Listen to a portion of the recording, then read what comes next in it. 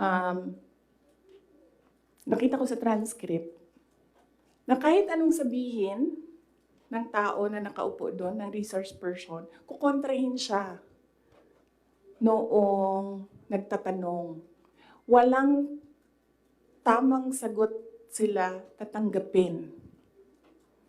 Kahit yung COA na mismo ang nagsabi kung ano yung trabaho niya, hindi nila tinatanggap na sagot.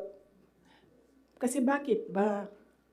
Kasi nga, sa simula, sinabi ko, gusto nila mag-impeachment.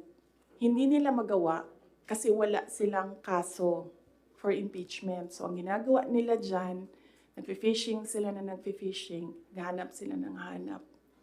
Alam nyo, before ako umupo, alam ko, impeachable officer ako. So, binasa ko yan. Ano ang impeachment? What are impeachable offenses?